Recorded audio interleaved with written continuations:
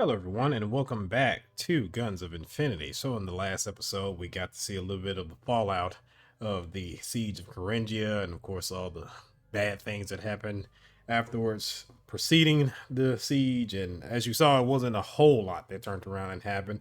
Most of it was a few hangings. I think 9 people were hanged or something like that. But again, there's still a lot to be dealt with in the aftermath of Thuringia, so it's going to be a bit of a problem going forward, especially since we're still occupying this territory and we have to deal with these folks.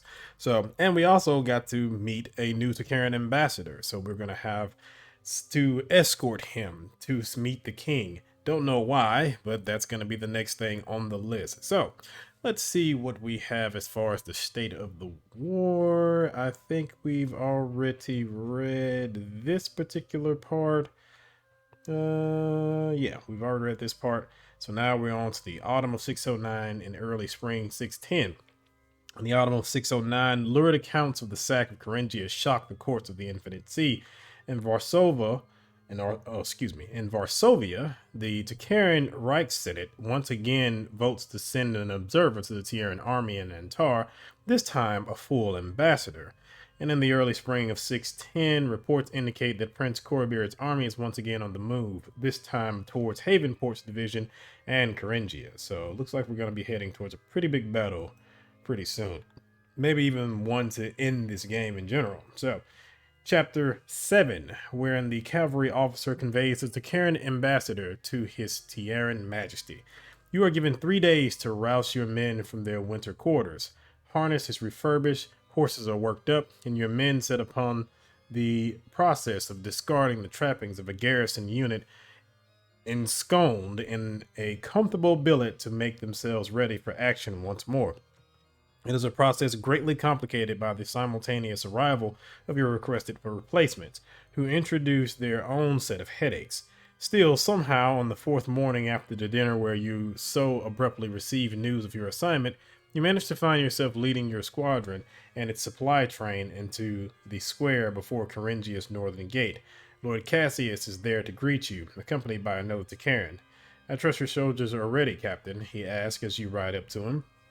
You take one last look over your shoulder at your squadron, assembled and mounted behind you, before answering Lord Cassius's question with a look of confidence. I do believe they are as ready as they could possibly be, you reply. Of course, you imagine that such standards. Excuse me, I skipped the part. The Takaran nods sagely. Then I shall defer to your judgment on the matter, Captain, he replies. I would be a poor judge of such things myself, seeing as Takaran standards are so much different from Terran ones when it comes to the readiness of fighting soldiers. Of course, you imagine that such standards would be much higher in the Takaran army, where even the greenest soldier would have years, if not decades, of drills behind them. Indeed, such a comparison cannot help but be highlighted by the ambassador's own appearance as he sits beside you in the exquisitely worked saddle of his white charger. Lord Cassius seems to you, garbed as he is in the dark blue, high-colored, undressed tunic and round-topped field cap of the line infantry, as the very model of a Takaran officer, complete with a matched war sword and bayonet belted to his side. Likewise, the ambassador's companion, an older fellow who appears to be something in between a valet and a bodyguard, is dressed and armed in the exact same manner. The two Takaran quickly take their places at the head of the column. You're about to give the order to set off when you hear a familiar voice call out from behind you. Oh, quite good. We have caught you all after all, exclaims Lady Katerina, sleek in a double-breasted sable riding habit, as she eases her horse up next to yours, trailed by a pair of women whom you assume to be her maids. I was detained by some last-minute business, she explains cheerfully. I was afraid that I would be late, but I see that I have arrived in time after all. You had not exactly expected to see Lady Katerina here, but not even your surprise can shock you out of your good manners, not when introductions have yet to be made. Lady Katerina, you begin. I have the pleasure to introduce Lord Cassius Van Holt, the Takaran ambassador. The elven diplomat bows low in his saddle. I sit astonished, my thoughts falling to dust before such great beauty, he says, silk in his voice and a smile upon his lips. If the Takaran words have any effect on the royal intelligence operative, she does not show it, turning directly to you.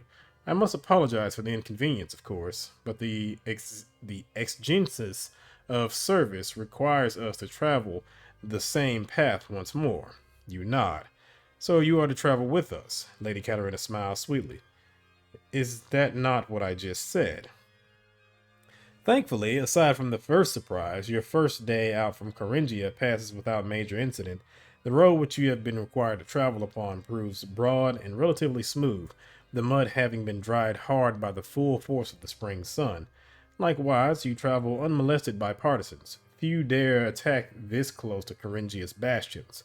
The lack of major problems serve as a blessing, for there are no shortage of minor ones.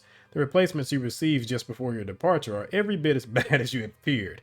Many prove to be barely capable of staying in the saddle, while others are quickly worn down by the long hours of riding, blisters, saddle sores, and the half-hundred other problems which inflict themselves upon unseasoned soldiery on their first campaign.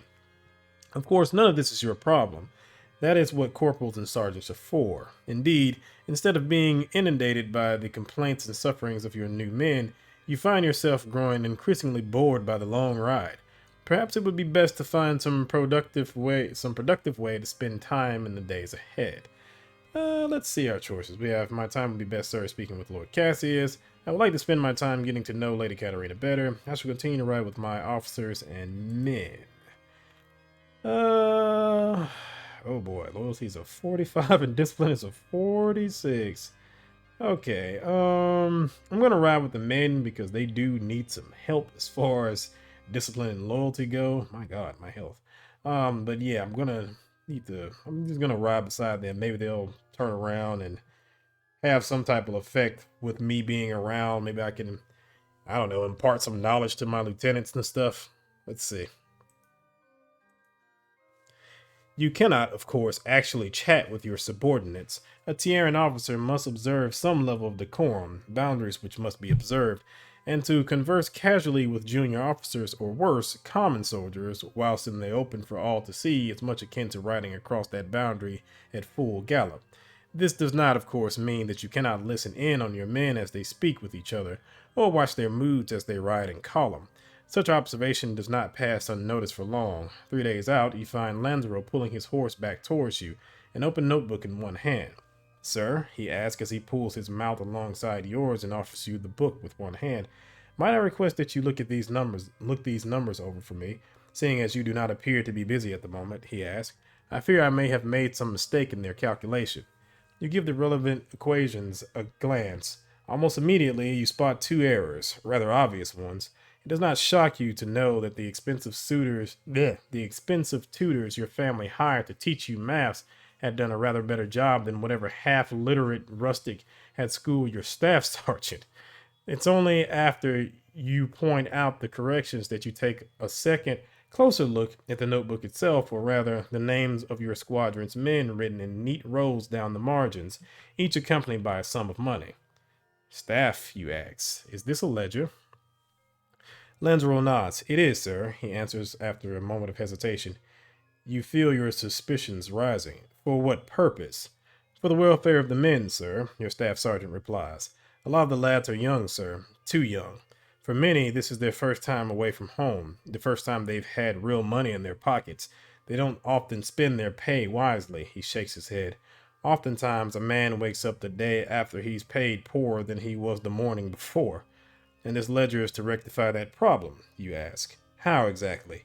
I let each man keep 9/10 of their pay every month, Lanzaro explains. That leaves them enough for gin and skirts. The rest I gather and I send to a bank in Atoria. If a man dies, I pay his share to his family. But if he doesn't, then he'll have a tidy pile of coin waiting for him when this war ends and he goes home. You're not in agreement. Common soldiers are not often known for their ability to manage their finances wisely. It is an admirable measure, staff. Lanzaro barks out a sharp laugh. Not all of the men think so, sir. Not yet. I'm sure they'll see the wisdom of it in time, you reply as you hand back the ledger. Carry on. Your staff sergeant raises his fingers to the brim of his helmet in a cheerful salute. Thank you, sir. I mean to, sir. Okay, so that's actually pretty good. Did that help out my stats in it? Yeah, okay, so my loyalty popped up a little bit. Morale, I think, has been the same. The discipline didn't improve much either, but still, got a little bit of loyalty there, so that's nice. The next few days see you press slowly but steadily northwards, weighed down as you are by the dozen of mules carrying your squadron's supplies. You barely make 30 kilometers a day, if that. Before long, though, your column moves out of the flat coastal basin around Caringia and into more hilly ground. Here and there, you find the road eroded by small tributaries, rivulets of water cutting across the ancient roadway along impromptu riverbeds worn by centuries of snowmelt to flow into the swollen body of the River Carron. It is just as the rear of your column crosses one of these small and temporary streams that you hear a sudden and entirely familiar sound echo echo from beyond the bend in the road ahead. The staccato crack of volley fire. Great battle. You spur Thunderer into a trot and beckon for the rest of your column to follow. Your horse's hooves pound rapid drum rolls against the packed earth as the distant musketry grows in both volume and intensity. You lead your men around the bend, one hand gripped, white-knuckled around your saber, only to find the battle already over. Before you sits a wide field, easily 400 or 500 paces across. At your end, near the side of the road, stands the source of the gunfire, a cluster of men wreathed in the white haze of powder smoke. They are uniformed, not in the burnt orange of the Tierran line infantry, but in tunics and trousers of deep forest green trimmed in black. In their hands they hold not infantry muskets, but slim hunting rifles. There are perhaps 24 of them left standing. Around them, you count half a dozen more dressed in the same uniforms, dead or wounded. Regardless of their losses, it seems that the strange riflemen have prevailed, for at the far end of the clearing, a force of Antari on horseback flee into the brush, leaving the open ground behind them strewn with their own dead. One of the green-jacketed men sees you. There is an alarmed shout, and some of the rifles snap away from the fleeing Antari and towards you. One of them, their leader, you presume, shouts something. The rifles point away, and the small group begins to move towards you, looking more like uniformed poachers than any formed body of men. Their leader steps forward. He is a big, lean man, his face raked with roguish scars, his features seeming as if they had been rough-hewn from a block of some heavy wood. His long, dark hair falls lank over his face as he looks you straight in the eyes. "All right," he says in a thick Wolframite accent, his voice as rough and belligerent as half-drunk Yowman. "Who the bloody martyr are you?" "I am the Captain Darren, the All-Dracone of the Royal Dragoons." "Who the bloody martyr are you?" The other man replies with a coarse, rumbling chuckle and a salute. "Lieutenant Cedric Lewis, sir, Experimental Corps," he replies. "And if you're dragoons, then my lads and I need your help." Luz tilts his head in the direction of the far side of the clearing, where the last of the Antari cavalry are continuing to make their escape. "Like as not, those buggers will be back soon. I'd rather they run themselves into 200 men than 20. Ain't seem like they're going to be heading back anytime today," Lord Renner observes as he watches the enemy flee. "Look like the curs are running tails twixt legs from here." He turns to the green-jacketed officer suspiciously. "How are you so sure they'll be back?" "Because, you daft idiot, they've got no choice," Lees growls back. Your lieutenant winces at the other officer's harsh tone. "Sharpest fellow, ain't he?" he mutters in your ear. "Those men belong to Corribeard's army," Luz continues. "They're mounted scouts, riding ahead to secure a route for their infantry and their guns. That means they're about to cut off Fort Carron and march on Caringia with nobody the wiser," Luz scowls. "Except now we've seen them, and they know that they need to kill us, or Corribeard loses the element of surprise." You nod, accepting the sheer enormity of what Luz has told you. All that stands between Prince Corribeard and total operational surprise is this scruffy officer, who is clearly not quite a gentleman, and his 24 beleaguered men. Or is it? Or does not? It does not take a genius to realize the fact that you could simply leave Luz and his men to their fate and warn Fort Carron yourself. After all, your primary objective is to deliver Lord Cassius and Lady Katarina safely to their destination, an objective which taking unnecessary risk would only make more difficult to achieve. Surely such a mission could be argued to be more important than the lives of a few common soldiers. Well, we probably actually do need to stick around and try and see what we can do because, I mean, otherwise, this could turn into a shit show real quick. So,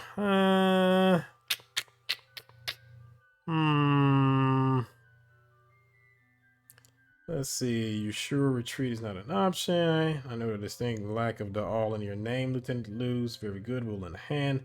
Let's see if we can inquire a little bit about the situation. I know the good God. A distinct lack of the all in your name, Lieutenant Luz. Luz replies with a coarse bark of a laugh. Ain't got one, sir. Never had one. You close your eyes for a moment, focusing your Bane sense as deeply as you can on the man before you. It only takes a moment of concentration to confirm it. Lieutenant Cedric Luz is baneless. It seems you are not the only one who's noticed. A commoner carrying an officer's commission in His Majesty's army, Lord Renard exclaims incredulously. Ain't there rules against that sort of thing? Luz nods. Aye, they are, he replies, the bitterness plain on his face. But the experimental corps needs all the officers it can get. Of course, proper officers, he twists the last two words as if they were an insult, wouldn't be caught dead in an outfit like this.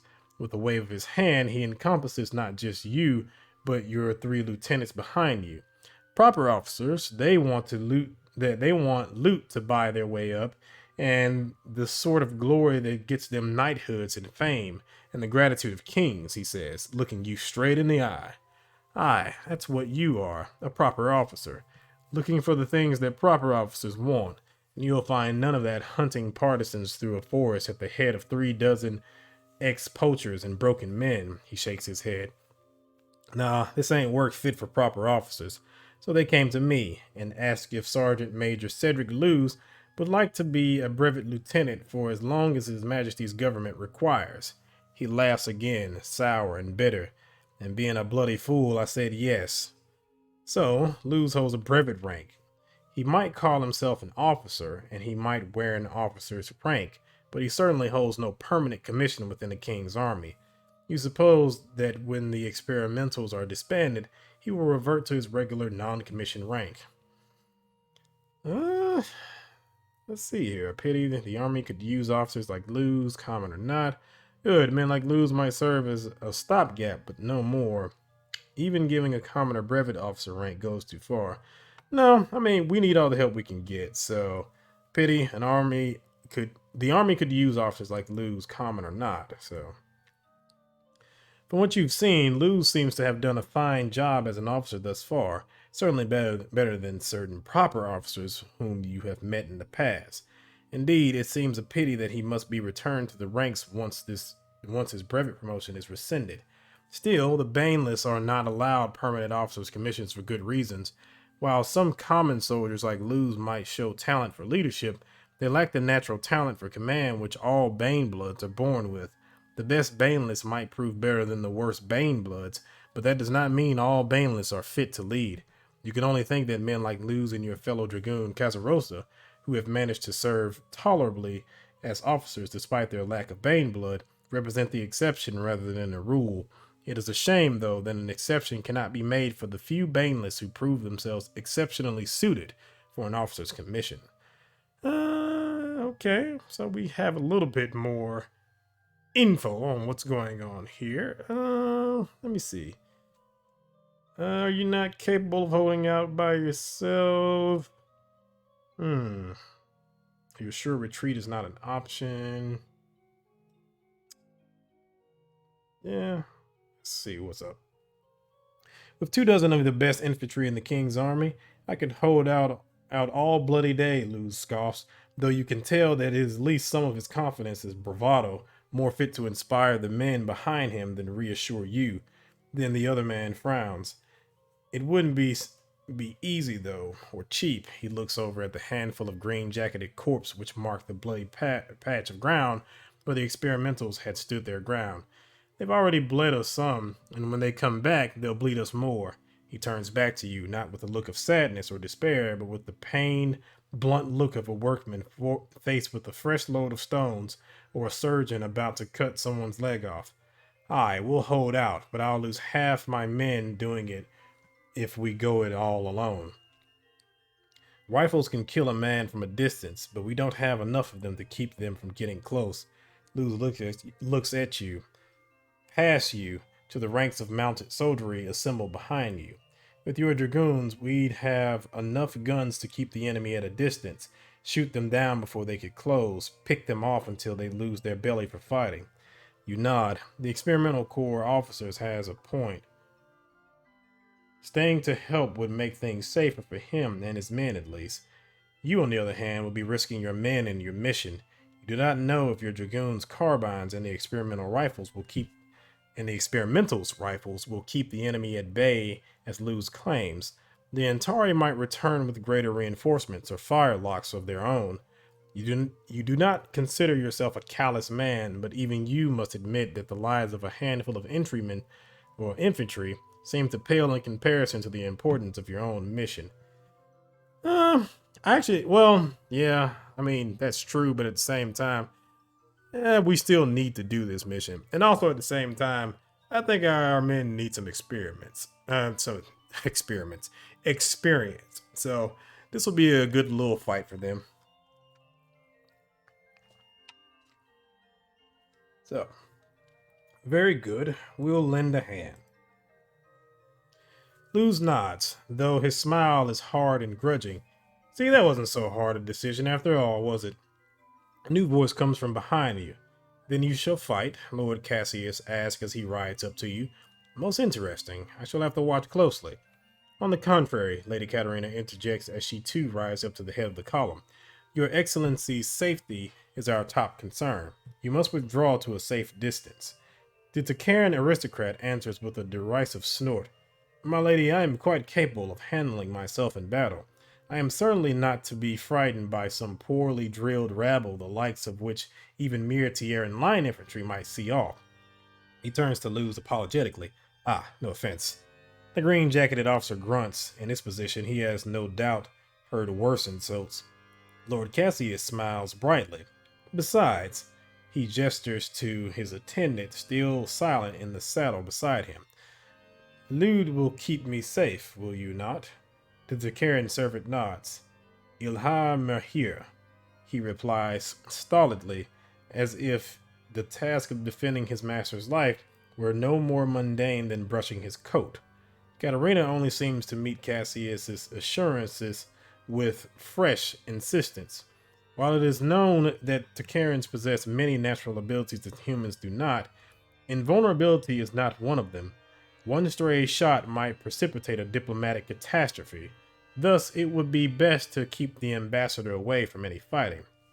She turns to you expectantly. Would you not agree, Captain?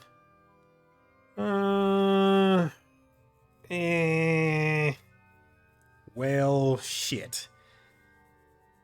I mean, they are the best military on the face of this earth, but I think he did say that he didn't have really any formal military training, if that was the case, or he didn't have any combat experience, but he does have military training. So, I mean, he'll be all right. Let's let him take a look. Then I must protest, Lady Katerina replies tartly, to put so much at risk for a diplomat's whims. Why, this is foolishness, absolute foolishness. Call it what you will, the Takaran interjects smoothly, but you do not command this column, Sir Darren. You do not command this column. Sir Darren does. It is his decision to make, and I dare say he has made the correct one. Faced with such an argument, the Royal Intelligence operative can only relent. Very well, Your Excellency. If you require me, I shall be in the rear, as to prevent myself from obstructing Captain Draken's dragoons, she says tautly as she turns her horse back. Good day. I'm guessing she's not too happy with me. With that situation dealt with, you once again turn to Luz. I trust you have some sort of plan in mind. The grizzled lieutenant nods and points to the near edge of the clearing. If your men dismount, sir, then they'll have enough cover to hide themselves in there. When the enemy come back and charge at us, you can pop out and take them in the flank." Luz smiled with a grim satisfaction. "Aye, that'll do the bastards." It is not a particularly complex plan. The rough improvisation of an unschooled NCO, not the elegant battle dance of a Bane-blooded staff officer. That does not mean such a course of action would be ineffective. Simpler plans often mean that there are fewer things which might go wrong. In this case, however, simplicity does have its shortcomings. The first is the fact that Luz's plan only sees fit to drive the enemy off again.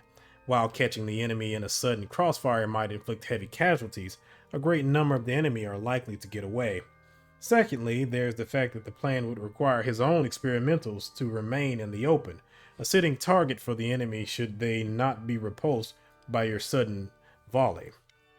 There's also the fact that if the enemy are not driven off by your first volley, your own men would then be scattered, dismounted, and prime targets for those Antari that remain alive and mounted. Then again, perhaps it would be better if someone more experienced in tactics and command were to take charge of planning the upcoming action. In such a case, you could not think of a more qualified candidate than yourself. Hint, hint, wink, wink. Yeah, I'm gonna take charge. You shake your head. "No, Lieutenant, I'm not sure what you have in mind will quite do the trick." Luz glares back at you.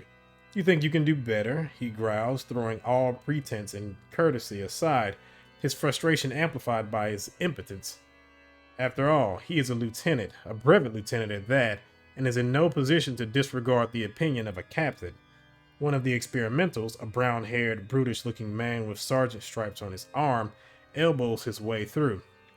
"We've got company, Mr. Luz, sir," he announces in a light Warburtonian lilt. "Same lot as last time, headed this way." Luz grimaces, then nods as he turns to you. "Aye, you think you can do better? Here's your chance to prove it." They turn to you, experimentals and dragoons both, waiting for your order. Two courses of action spring to mind.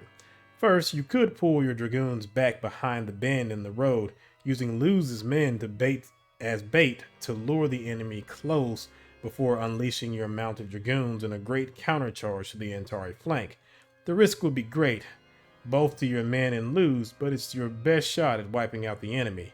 Alternatively, you could keep Luz's men out of it altogether, have them withdraw while your own men keep the enemy at bay with their carbines.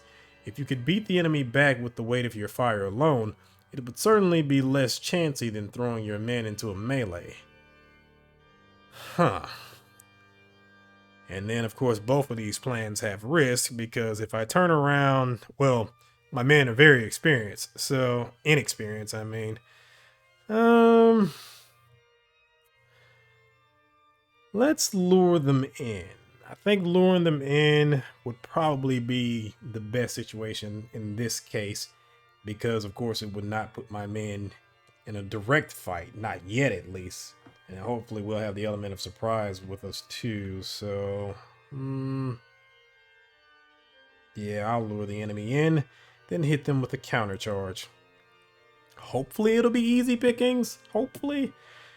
"The plan is as follows," you announce, your words rapid and precise. "With the enemy on the approach, there's no more time for niceties. My dragoons are to withdraw out of sight, hiding ourselves among the bush to obfuscate the enemy's bane sense. Luz your experimentals stay where they are. Draw the enemy in. When the Antari are pulled in far enough, we'll charge them, take them in the flank, wipe them out." You look to the others around you, the still scowling green-jacketed officer specifically. "Understood?"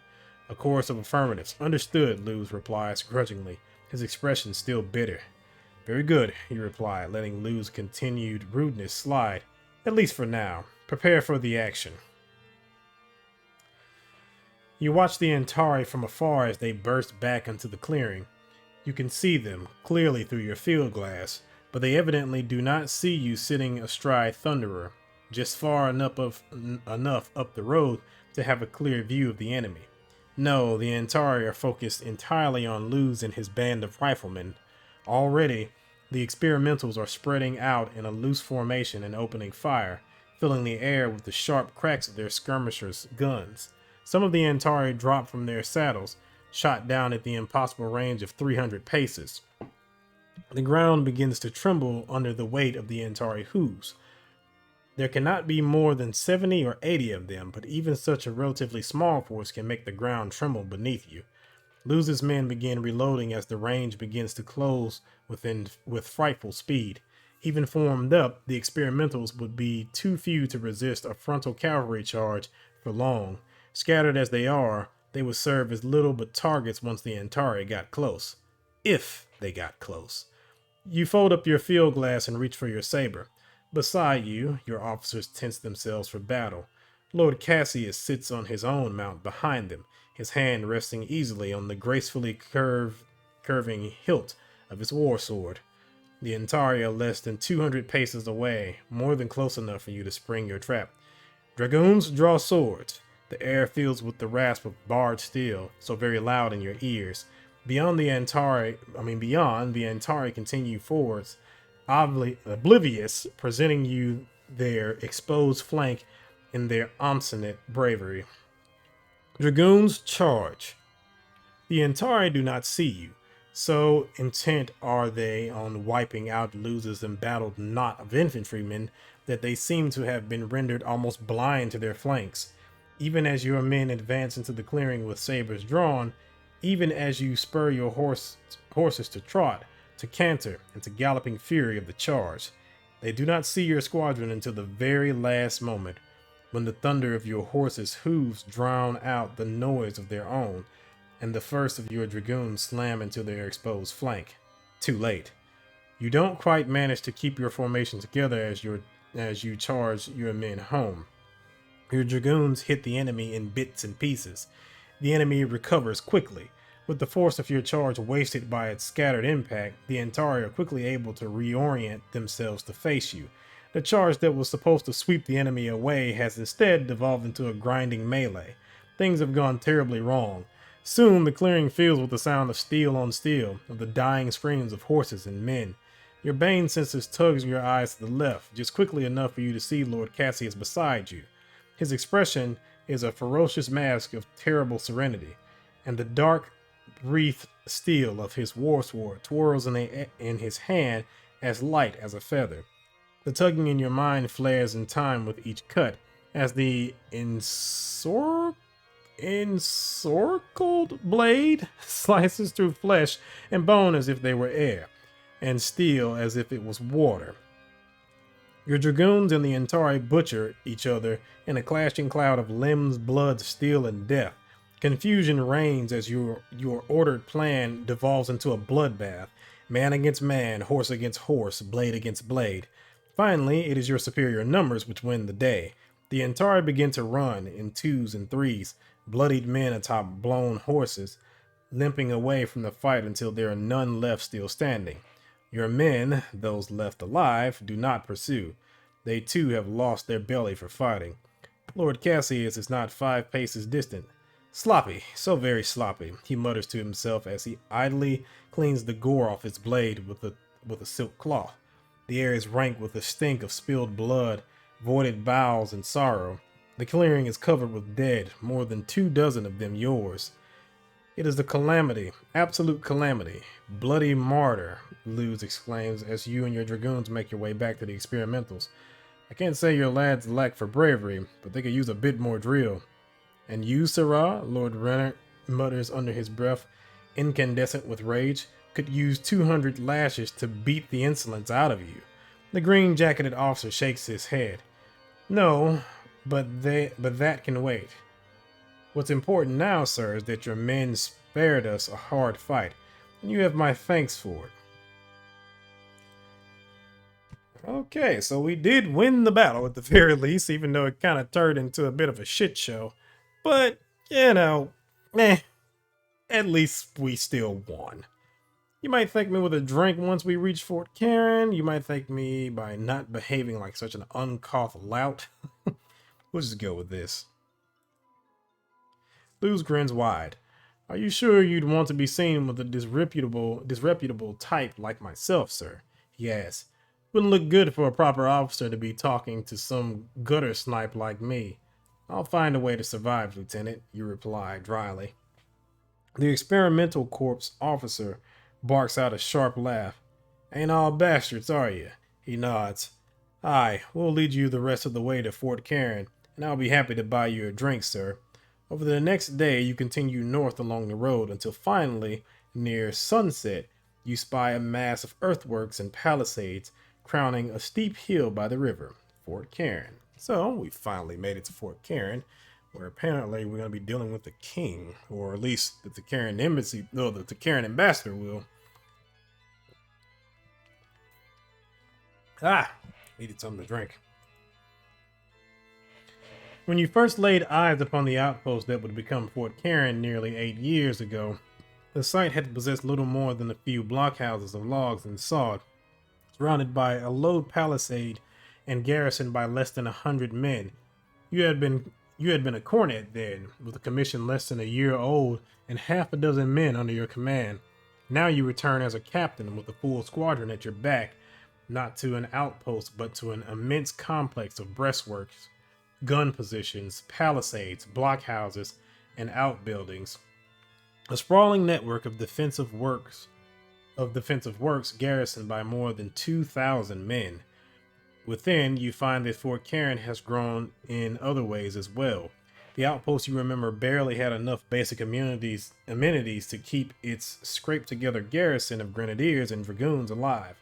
Fort Karen offers warm beds and hot food for your men, feed and water for your horses, bane healers for your wounded, ointments for the saddle sores of your raw recruits, and enough supplies to fill your pack mules' bags to the brim. You and Luz part ways once inside the fort. He must report in to his own superiors, and you must see to the temporary quartering and resupplying of your men and horses.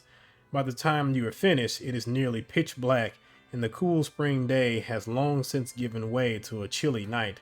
Not that any of this stops Lieutenant Luz from dropping by again. After all, he still owes you a drink.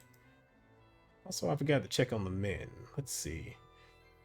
So, morale is 49, which is better, and our strength is at 85%. Okay.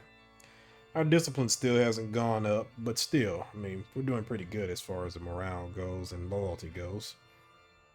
Hopefully, I really hope that one does not screw me. Alright. You meet with your lieutenants, Lady Katerina and Lord Cassius, in Fort Karen's map room early the next morning with your head in agony, your stomach in the midst of a civil war, and your memory of the previous night spotty, save for the fact that your one drink with Lieutenant Luz had somehow turned into 12. On the table between you sits a detailed chart of southern Antar, a map which describes in plain detail the dilemma before you. The choice at first glance appears to be a simple one betwixt danger and safety, for the most direct path to the king's forces runs along the bank of the River Karen, a route that will very likely take you dangerously close to Prince Korbirit's advancing army. Should you move too quickly or too slowly, or take a wrong turn, or simply be unlucky, you might find yourself leading your squadron, Lady Katerina and the Zakarian ambassador, right into the jaws of tens of thousands of Antari. However, taking the longer route, detouring southeast through Blagia and then north, has its own disadvantages. While it does keep 200 kilometers of forest between you and the path of Korbirit's army, the detour will also take you at least twice as long to travel, and the possibility of running out of supplies before finding the king's army becomes a very real danger. Either way, you will likely risk the men under your command and those whom you have been charged to escort, and your ability to hold your squadron together will be tested. You have no concrete orders to fall back upon, no superiors to ask for guidance or clarification. Everyone in the room looks to you for an answer. A metaphorical headache on top of your literal headache, no less. But a pleasant way to start the morning. Okay, so we can say let us be bold and take our chances. We go north. Given the circumstances, caution would be best. We go east. And of course we can ask for advice. And we shall. Lord Cassius, what do you think? The Takaran ambassador stares intently at the map, his bright blue eyes tracing roads and rivers. Personally, I think the best course of action is obvious. What? If Lord Cassius favors one option so heavily, he has certainly not made such an opinion clear to you. I beg your pardon, you ask? Tell me, Sir Darren, he says, not looking up from the map. Do you know what in the hell is that? Vibarval in Gisigen is? Vibarval in Gisigen. Yes, you remember that term coming up a few times in your study of the Takaran classics. Unfortunately, you have no idea what it means. For some damnable reason, the words always appear in Takaran, a language which you can barely understand, even when translated phonetically into Tiaran characters. You shake your head. I fear not, my lord. Lord Cassius smiles faintly, proudly. Had it been a touch more, it might have even qualified as a sneer. The best translation would be something like the spirit of Takara, and I suppose that does hint at the true meaning of the term. He looks up at you, the faint smile still on his lips, blue eyes intent.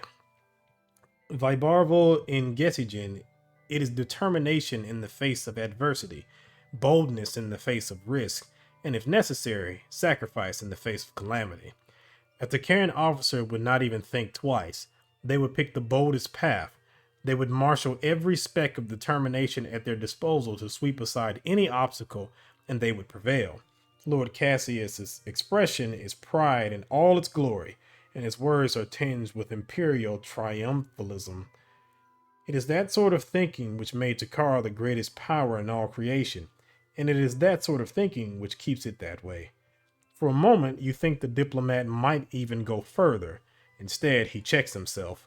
Of course, you are not a Takaran officer. Your men are not Takaran soldiers, so perhaps my advice might not be so useful. The implied challenge is obvious. To be considered not up to the standards of the Takaran Reichsshire is hardly an insult. They are, soldier for soldier, the finest army in the Infinite Sea. However, it is no small thing to be given a chance, however tacit, to prove your dragoons the equal of a Takaran unit, to prove yourself equal to a Takaran officer in the eyes of an envoy of the Aldkizern's court. It is certainly worth considering. I'm guessing Lady Katarina is gonna probably advise caution. Let's see what she thinks. Lady Katarina looks sidelong at you, her expression one of boredom and disappointment, like that of a teacher whose pupil has failed to solve a simple arithmetic problem.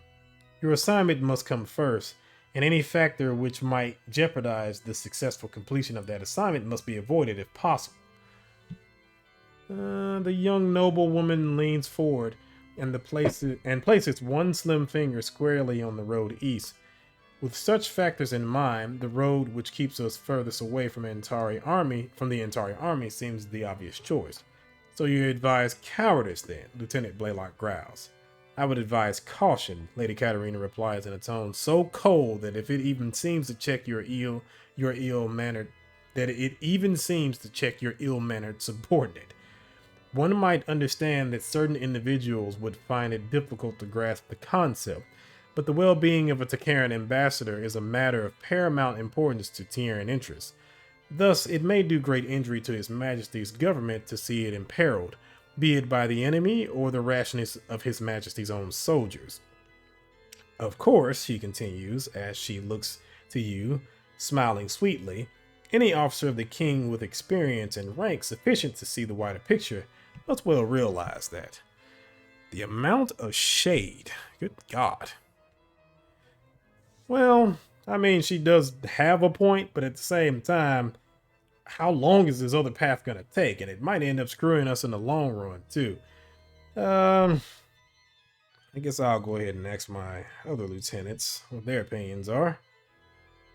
Well, sir, I don't see much point in wasting time dancing about, Blaylock replies. We should take the direct route. Lord Rennert shakes his head. Ain't prudent if you ask me. Ain't proper. Do that, we ain't unlike to find ourselves neck deep in the enemy. And that's a bad thing, Blaylock asks. We're soldiers. We fight the enemy if we find them, and we beat them. I rather thought that was the whole point of this war. The point of this war is to win it. And that ain't always mean fighting, Lord Renard points out. A surprisingly astute observation for someone you had pegged as somewhat dim.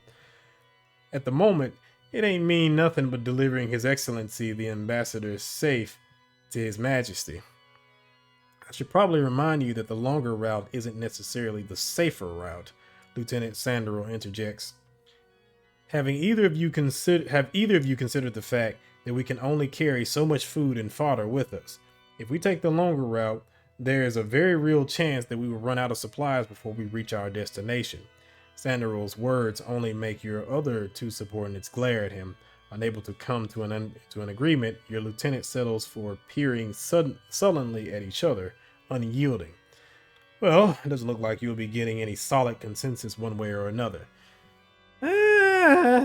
Well, I mean, I kind of agree with Cassius about the whole being bold thing, but also I think since we're going to take a risk one way or another, we might as well take the risk that's going to actually pay off as opposed to starving to death slowly and losing men in the process.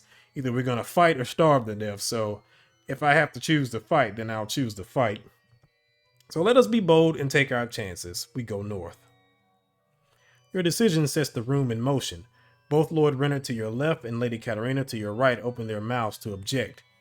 Very good, Lord Cassius exclaims brightly before either can voice their objections. If you've made your decision, Captain, it is best we waste no time, yes? Your subordinate officer, momentarily checked by the enthusiasm of the Takarian's approval, only nods mutely. Lady Katerina seems to make some feeble attempt to press her objection, but it is too late. The room is already in motion. Blaylock is folding up the maps with enthusiasm, and Lord Cassius is already striding out of the room, calling for his horse and aid to be brought to him. Within moments, your other officers are filling out as well, leaving you alone with Lady Katerina. This is not wise, she says with an uncharacteristic bluntness. One cannot help but imagine that moving us so close to the enemy's line of advance would only be courting disaster.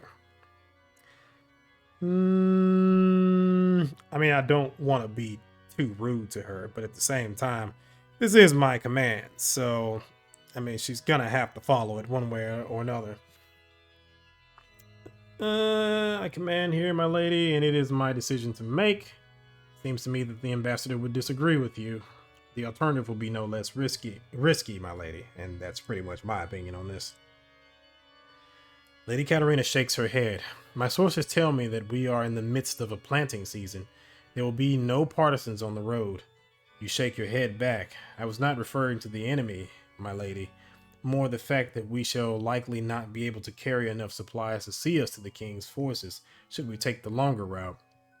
The young noblewoman's face twisted in puzzlement. It was my understanding that we were taking on as much as could be carried here.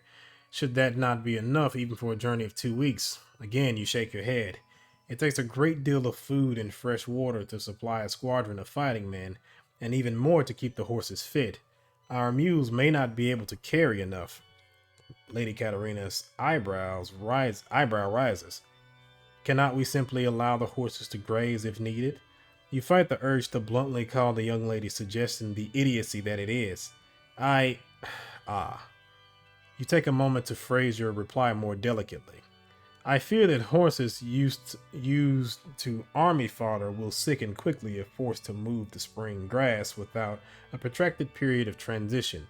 Therefore, I do not think such a course would be practicable. The dark-haired young noblewoman chews her lip thoughtfully for a moment before giving you a slight nod, conceding the argument. Very well, one must suppose you would have more experience regarding the subject. She makes no secret of how much she dislikes the prospect, but Lady Katerina offers no more objections to your chosen course, offering you only a light curtsy and a soft good day as she makes her way out of the room. Okay, so she's not completely knowledgeable on certain things, so I guess that's a bit of an interesting insight to her personality.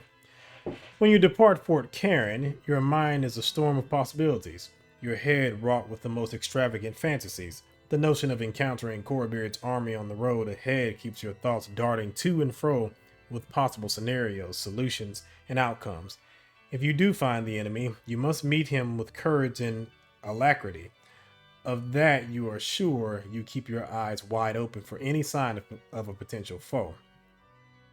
You manage to keep it up for maybe a day. The constant weariness grates on you, and the need to keep a facet of calm before the benefit of your subordinates and men doubly so.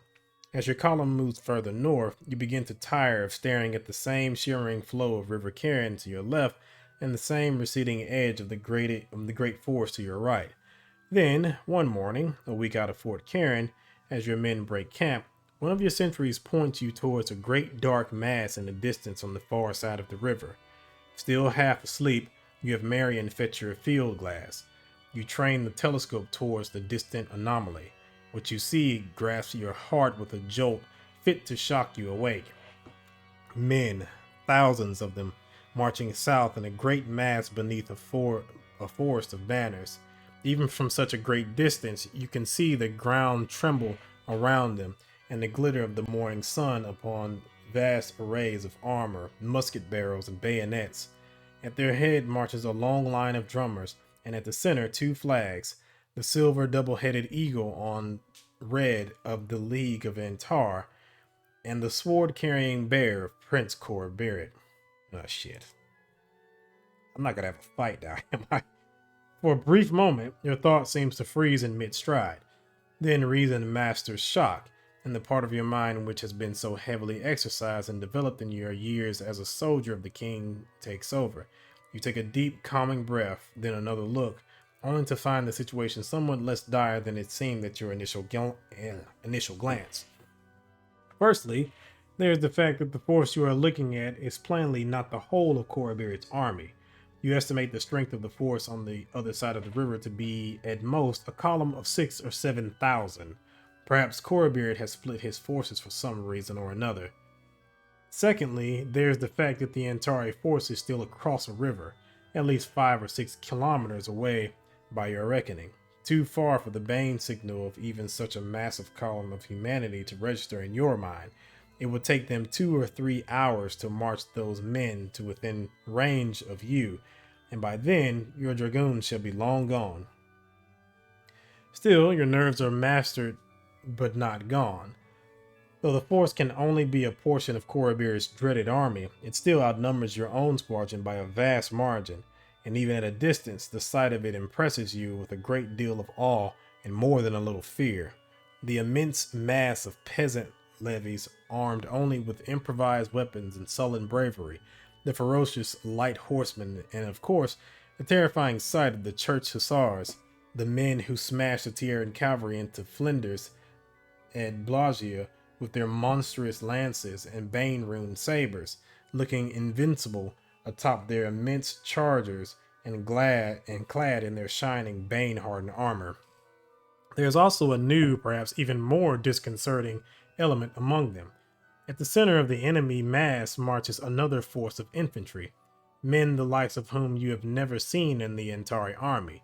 They do not wear the browns and the greens of rough homespun. They do not carry the clubs, spears, and other customary weapons of the wretched Antari footmen, nor do they advance in the disorganized mass of the peasant levies.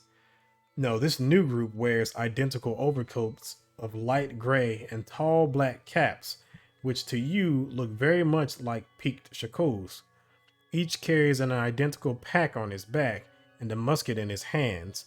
They march in rank, polished black boots stepping forward to the beat of the drummers at the flanks of the column. You bite back a curse. Standardized equipment, regular uniforms, tight drill. You recognize what these men are. Line infantry, you mutter to yourself, dread creeping into your voice. The Antari are learning. Discipline and equipment are the greatest real advantages that the king's line infantry has over its more numerous counterpart, with the Antari beginning to feel disciplined foot of their own. No, says Lady Katerina, standing next to you and peering through her own ornate confection of a spyglass. Corbirit is learning, excuse me. She moves toward the enemy force with a flutter of her white-gloved fingers. Look at the banners those men march under. Very nivel, Susdragia, Nazanbirid, Kasula either cadet branches of House Korabirid were close enough to vassals as to make no difference. Still, the young noblewoman's explanation is cut short by the sound of Corporal Marion politely clearing his throat. Ah, sir, my lady, I apologize for the interruption. He points away, but we appear to have more pressing matters. You follow your Batman's finger to a point beyond a thick curtain of trees to where 20 Antari-like cavalry splash across what must be a ford in the river. So occupied had you been with the main force that you had not noticed a troop of enemy scouts as they peeled off towards you. There's no possibility of retreat, not while camp is still being broken, and with the mules slowing you down. You can only fight them off. The question is, how? Great. I attempt to drive the Antari off with a few hand-picked skirmishers. I order the men to defend the camp, or I order my men to mount up and throw the enemy back across the river. And that's what I'll do. Because, I mean, we're definitely not strong enough to turn around and just fight them with a few hand-picked skirmishers. And defending the camp would just cause chaos in the camp and possibly some supplies getting destroyed. So, yeah. You can see the possibilities almost immediately. If you form up your dragoons in the shadow of the trees, you'll be able to catch the enemy in the flank. Better yet, the shock of seeing a seemingly disorganized camp turn into a force of countercharging horse will do just as much damage as your sabers and carbines. In fact, the only thing you won't have on your side is numbers. Though your squadron may outnumber the enemy, only a fraction of your men have already groomed and tacked up their horses. It will take too long to mount the rest, and you are not fool enough to send your dragoons into a charge without saddle or reins. Still, you manage to assemble maybe 36 men, hoping that surprise and superior positioning will be enough to make up for your numbers. They do. As soon as you hear the Antari draw close, you bid your men to draw swords and push their mounts forward from walk to trot to canter. By the time the Antari clear the trees, you and your men are riding at their exposed flanks at full gallop. The enemy horsemen falter. Some fire off desperate shots from pistols or carbines, enough to empty a saddle or two, but not enough to break the momentum of your charging dragoons. The rest of the Antari do the sensible thing. They run. The enemy flee back towards the river and your dragoons follow them, bare steel in their hands and thoughts of murder in their eyes. Your horses begin to tire with alarming speed. There had been no time to warm them up from an extended run.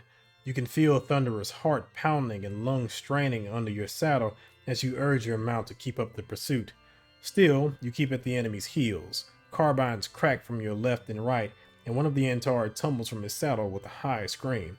Another is half thrown as his horse collapses under him, his boots still in the stirrup as his dying mount thrashes and careens away. The Antari keep running. Any of the foe that fall within arm's reach of your dragoons is cut down. As the enemy horsemen ride hard for the river, they leave a trail of shattered bodies and stricken mounts behind them. With every moment you close just a little more. Your horses are tiring, true, but so are theirs. Your heart thuds in your chest as the distance closes, no more than a horse length now. Just about then the Antari plunge their horses into the river, hooves kicking up icy spray as they go splashing through the cold, waist high forward at full gallop. Halt, you bellow as you haul back hard on the reins. Thunderer rears up 3 paces short of the water's edge, iron-shod hooves plowing deep furrows into the muddy riverbank. Around you, your fellow dragoons bring their charging mounts to stumbling, staggering stops. You are not foolish enough to follow the enemy into the river. They know where the ford is, and you don't. To rush in at a point where the river Karen still runs mighty and swift would be tantamount to suicide. No, all you and your dragoons can do is wait at the bank, let your mounts catch their breath, and let the enemy flee back to their superiors, no doubt to fetch reinforcements. Not that it matters, of course. Thanks to your actions, your dragoons will be long gone by the time the Antari arrive in force. victory, or at least the best that can be hoped for. Okay, so that turned out pretty good.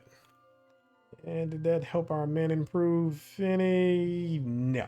And our morale is back down. So, uh, maybe we'll get some experience for this stuff later. Seems like we lost a percent too. Let's see. Your losses are very light, all things considered. 2 dead, 3 more lightly wounded. The real damage, you suppose, comes from the shock of being caught so unprepared by the enemy, though even that was lessened by the way you were able to quickly organize a response to drive the enemy off. Things could have gone much worse, a fact which gives you some sort of comfort as your men assemble and light hasty pyres for the 2 men that you've lost. By the time you have burned the bodies of your dead dragoons, the column is ready to move once again. The Antari are also starting to move. Fully half their force is now heading towards the river. The enemy's counterstroke comes sluggishly, weighed down by their guns, armor, and packs. But if it connects, your squadron will not survive the encounter. So you make haste, proceeding down the road at your best speed. Before noon, the Antari give up and turn away. The experience proves a sobering one. That night, when your squadron makes camp, you make every effort to ensure that you will not be taken by surprise again, not whilst you are moving through ground which is quite obviously now the domain of the enemy. You endeavor to double the number of sentries and maintain a full troop of your squadron armed and at the ready each night, so that they might respond to another sudden crisis. After your earlier encounter, your men do not dare grumble. They throw themselves into the fulfillment of your new measures, knowing exactly why they have been put into place. If the Antari are encountered again, you shall be ready for them. These new measures certainly seem to set your men more at ease, though only another encounter with the enemy will give any proof as to their efficiency. The ground around you changes once more as your column works its way down the final stretch of road to Solokovo, the town where the king's army is encamped. The trees begin to thin out and the brush becomes more sparse as you begin to see steep hills rising to the east towards the faint blue shapes of distant mountains. You are near the source of the river Karen now, where the northern edge of the great forest meets the place where the plains about the mountains that split the Collegian continent from east to west. As the forest falls away, the road begins to twist and turn in on itself, winding its way around scree-footed cliffs, rough hills, and rocky drumlins. Unfettered by the interference of the forest, your bane sense is not so obstructed as it was when your route was bounded on both sides by living forest. But that only seems to make things worse.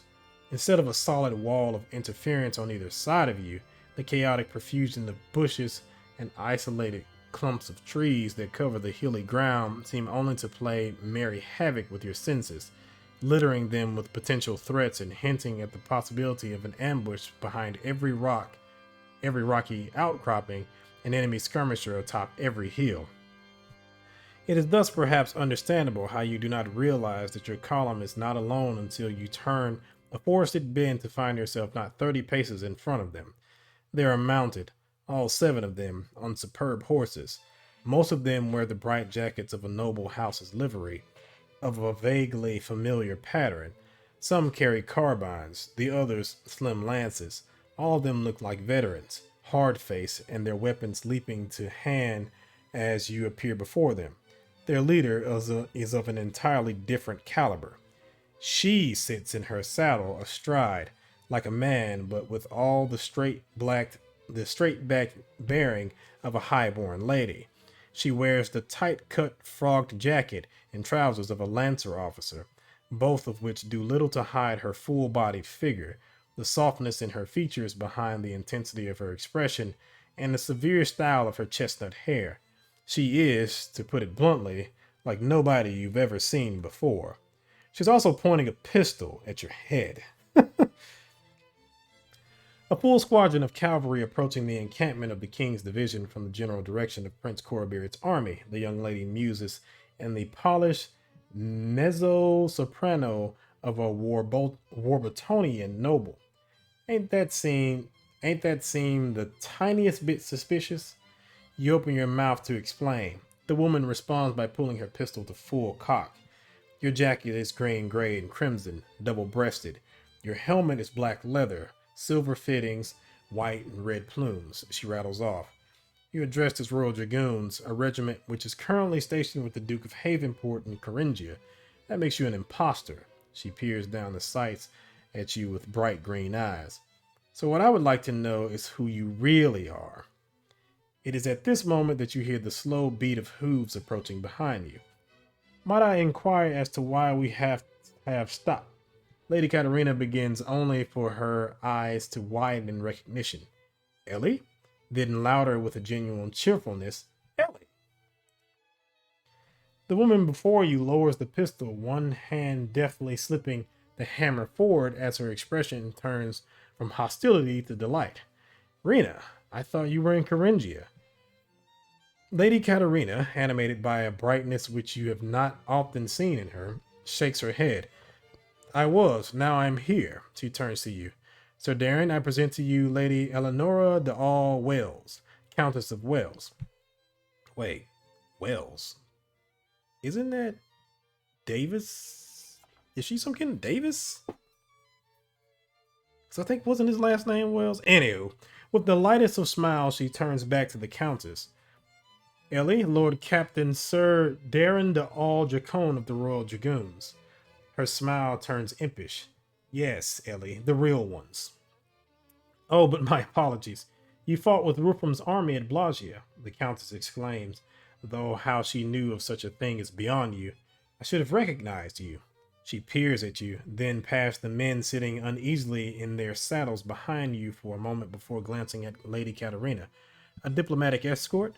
The dark-haired noblewoman nods. The Takaran ambassador, she replies. What about you, Ellie? What are you doing in Antar? Lady Wales shakes her head. Best not to discuss it out here, she replies. Perhaps at dinner? The king is sure to put together something to welcome the ambassador. She turns to you. You must come with me, sir. It is the very least I could do by way of apology. I insist. You nod. An invitation to a dinner with the king by a lady of the blood as a formal apology would be the height of churlishness to refuse. The Countess smiles brightly. Excellent, quite excellent. I'll form up my house guards and see you to Solokovo. It's no more than 2 hours' ride. Thus, freshly acquainted, you follow the Countess's guards as they lead your wary column down to the walled town where the king and his army awaits.